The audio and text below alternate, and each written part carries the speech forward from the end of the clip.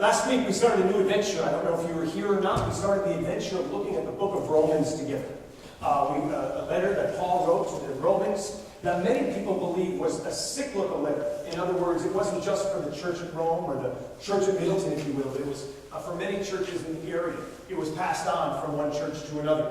And so Paul, we began looking at this letter from Paul. Remember that it's one of the epistles. The New Testament, if you're not familiar with it, has 4 Gospels: Matthew, Mark, Luke, and John, all of which are respective stories of Jesus, his life and his ministry, and his resurrection. After that, we have the book of Acts, the Acts of the Apostles. And that's where we see the spread of the gospel. And that's actually where we meet Paul, the author of this letter, Romans, in the book of Acts. And then the very first book after the book of Acts is this one letter that we look together at today called Romans. Following these Gospels, after Jesus is ascended into heaven to live with the Father and the Spirit, we have Acts chapter 1. And we have read these narratives of Jesus. And then Paul records these letters. By the way, Paul, if you read through or flip through your Bible, Paul's the author of a lot of letters in the Scriptures. Romans, 1st and 2nd Corinthians, Galatians, Ephesians, Philippians, Colossians. All are letters or epistles written by Paul to the churches in those cities. Look at them and you will notice that the salutation is almost always the same, by the way. To the saints in Ephesus, to the believers in this community, to the believers in this church. And so if you were to write to us, he'd say, to the believers on the North Shore. He wouldn't just say Middleton, because we're not all from Middleton. To the believers on the North Shore, he would read this letter to us, or he would send this letter to us that was appropriate for each and every one of us. And that's what Romans is.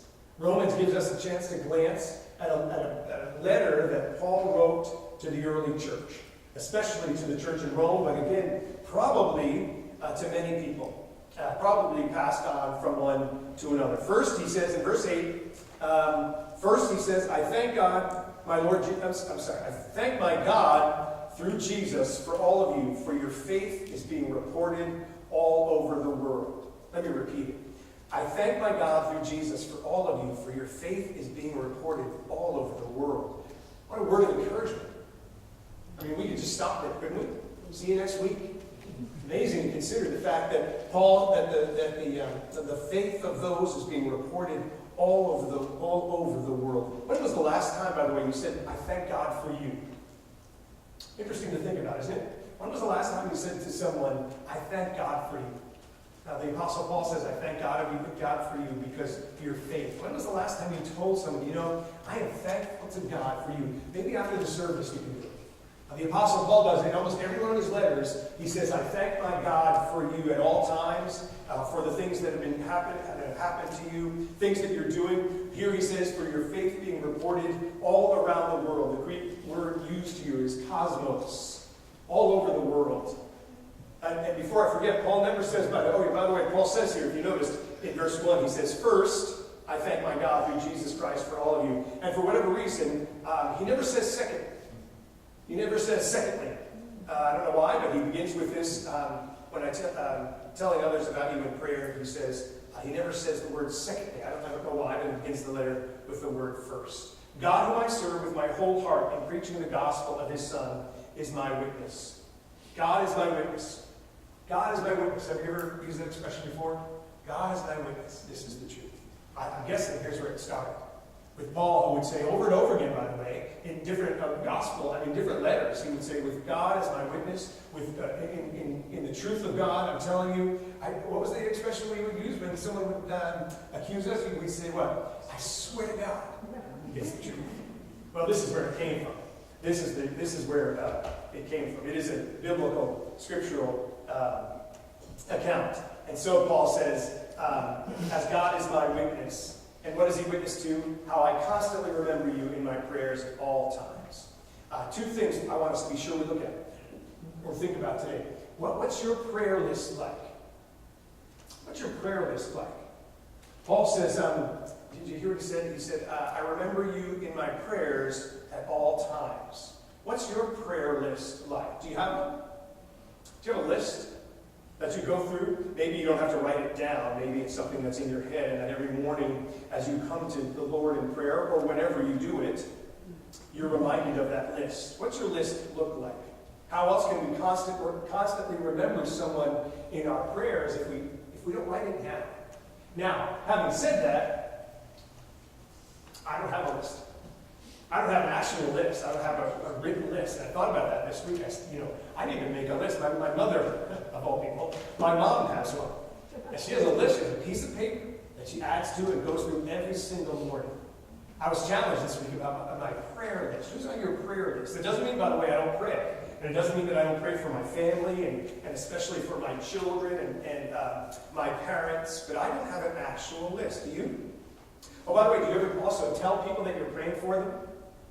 Paul does that here. I'm praying for you. Do you ever tell people that? You actually say to them, hey, listen, I've been praying for you for whatever reason. I think it's a great encouragement as you're on your road. So many people, by the way, have told me that as I've been on my road to recovery from this disease that I've been struggling with, this encephalitis. So many people have come to me and said, hey, we've been praying for you. By the way, it's humbling when people say that.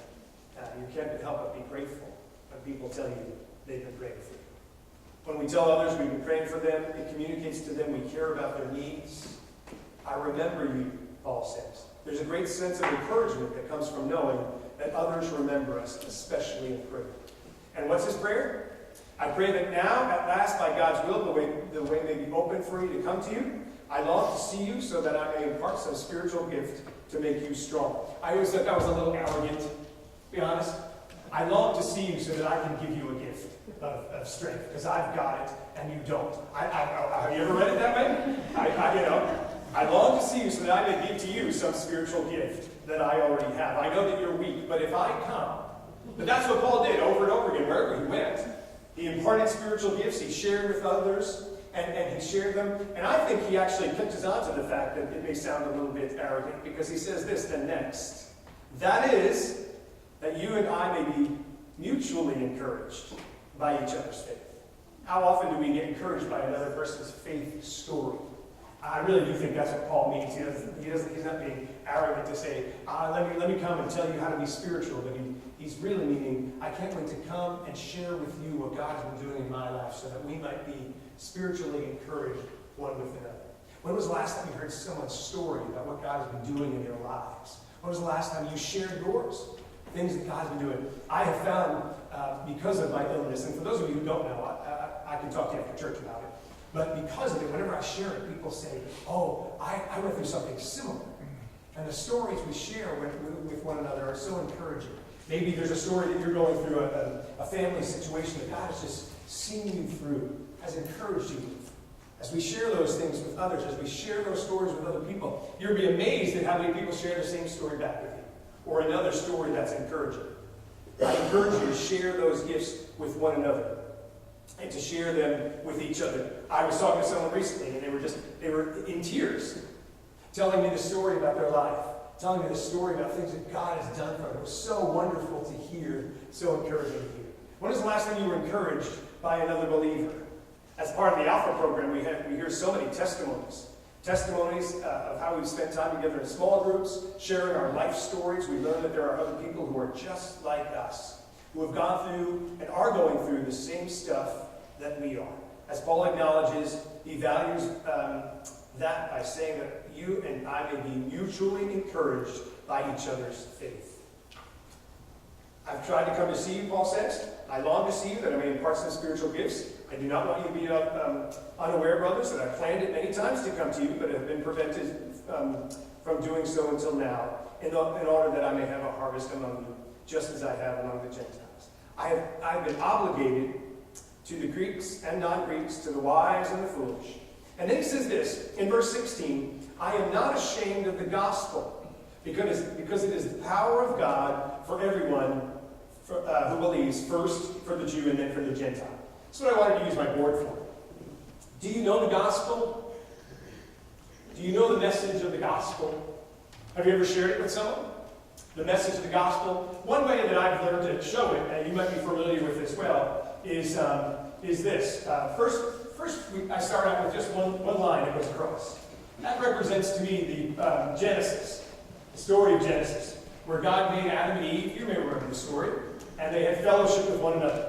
Adam and Eve, you won't read my writing that way. You won't be able to read my writing. So just so you know, Adam and Eve and God had wonderful fellowship with each other, side by side, right? The Garden of Eden, you may remember. But that broke quickly. I didn't bring a eraser. That fellowship with God was broken when Adam and Eve sinned against the Lord. And so now we have this chasm, this separation from God. And so we try things, don't we, to get across. We try things to get across. What do we try? I was thinking about this earlier. I'm on the worship team. Clearly, that gets me entrance into heaven, right? I'm on the worship team.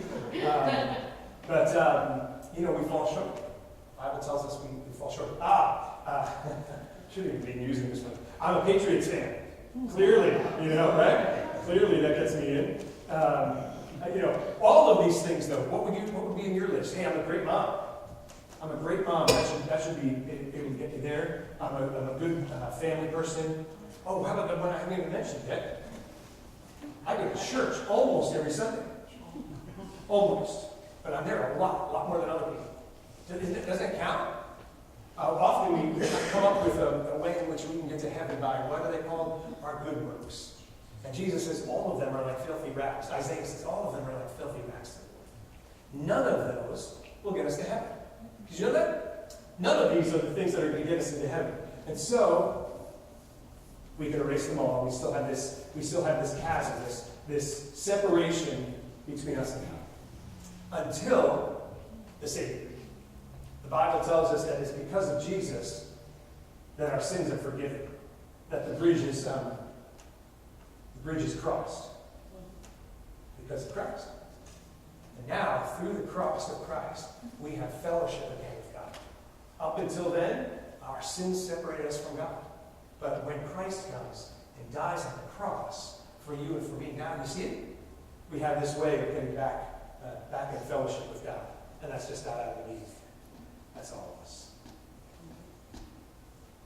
Do you believe that? Do you believe that this morning? I'm not ashamed of the gospel because that is the power of God for salvation for everyone. By the way, you'll notice that Paul says first for the Jew and then for the Gentile.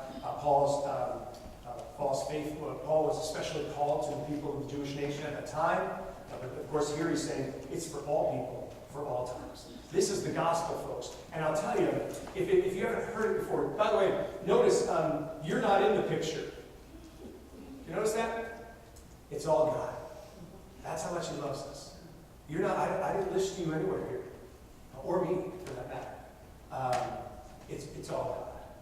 And so my challenge for us this morning is to ask. I want to ask you if you believe this. If you believe this, if you've come to a place where you've actually believed, there's nothing I can do to cross this bridge except for the Savior. Have you made that decision? Maybe some of you have never made that decision before, and that's okay. I grew up going to church my whole life. I was brought up in a Lutheran church. I was part of the youth group. I was vice president of the youth group, and but somehow I missed it. Somehow I missed it. Somehow I thought if I just was good enough, God would allow me to heaven. Then it was not until college that I came to the realization that there was nothing I could do that was good enough. Nothing I could do that helped me cross the chasm. It was Jesus. Jesus who made the bridge for you and for me.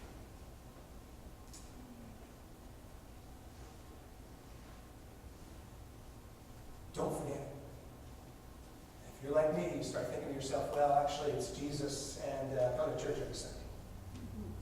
If you're like me, it's Jesus and having the opportunity to read my Bible each week. If you're like me, you think, if I just I used to work for you, so we say, well, I obey the 10 Commandments. Sure.